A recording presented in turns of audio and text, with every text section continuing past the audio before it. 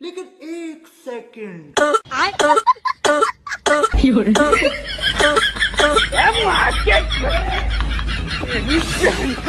अब तू गया बेटा, अब तू गया। देख तेरी औकात मैं दिखाता हूँ तुझे।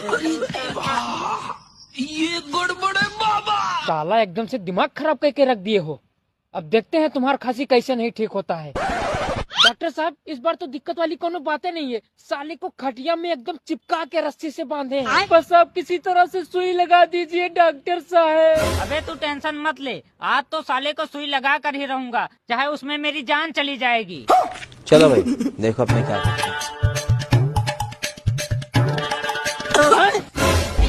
अरे ये क्या था बे? हमको क्या पता।